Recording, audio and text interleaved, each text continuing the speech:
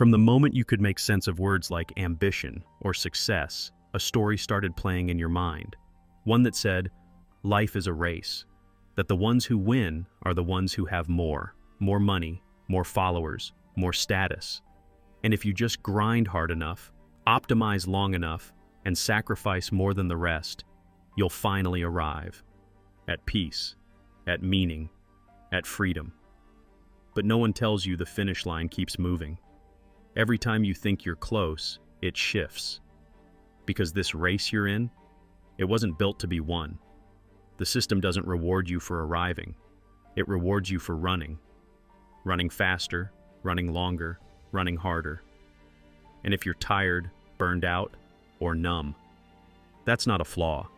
That's proof that the machine is working exactly how it was designed. We weren't taught to stop and ask why we want what we want.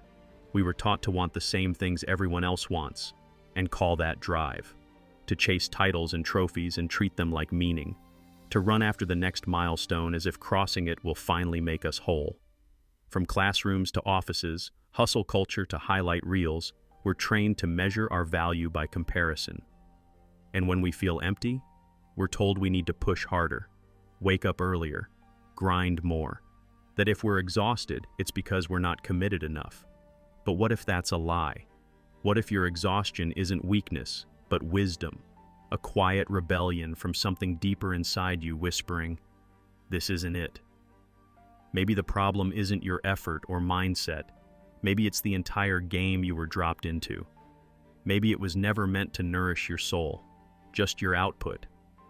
Modern life worships motion, not depth, not truth, just momentum. Keep going, keep producing, keep chasing goals you never truly chose, until you forget why you started at all, until the ladder you're climbing starts to look like a treadmill, and the finish line turns out to be just another starting point with a new deadline taped on top. And still, you keep going. Not because it fills you, but because stopping feels dangerous. Because somewhere deep down, we fear what would happen if we just paused. What would be left without the striving? What would happen if you stopped performing? If you stopped trying to prove you're good enough by what you achieve and started asking who you are beneath all of it? Maybe the goal isn't to win the game. Maybe it's to wake up and realize you were never meant to play it in the first place. You weren't born to be a cog in the wheel. You weren't made to live for likes or climb ladders that lead nowhere. The burnout you feel, it's not a malfunction. It's a message. A sign that your soul is outgrowing the story it was handed. And here's the truth they don't advertise.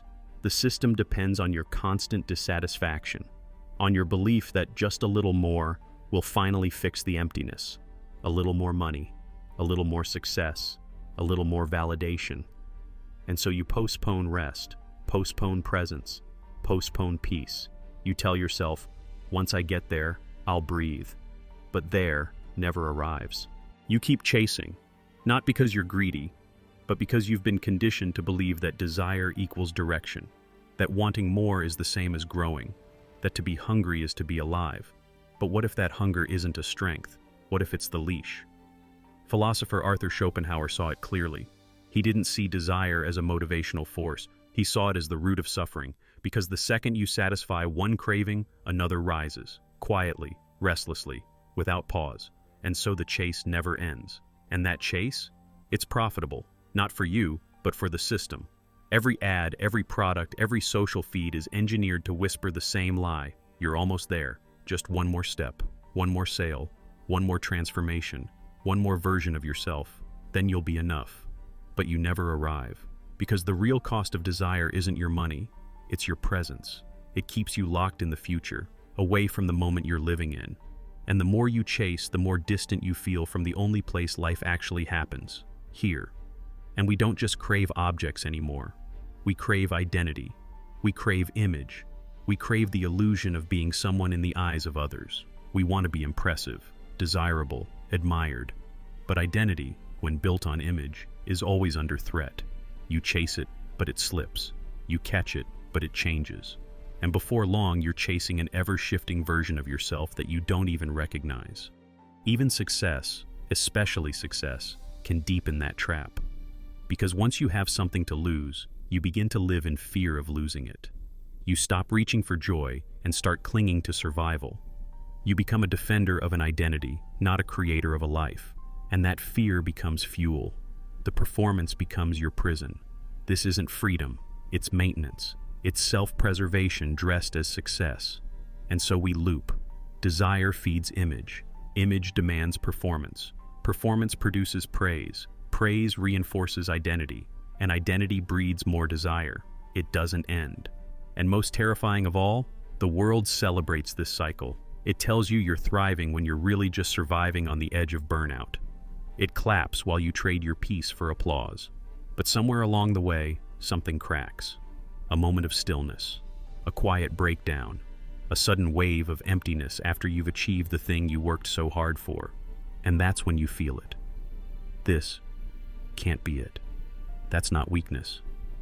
That's truth knocking on the door. Because maybe success isn't found by climbing faster.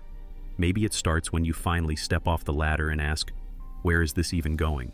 And why did I believe this was the only way? Schopenhauer didn't tell us to reject life. He told us to reject the illusion that fulfillment is something to conquer, to collect, to climb toward. The illusion that success means being above others, being admired, being someone. That if you just stay productive enough, polished enough, perfect enough, then you'll finally be at peace. But peace was never part of that script. The script only promised progress, movement, output. And maybe, just maybe, that's the real trap. Most people don't actually want success. They want to feel like they matter. They want meaning.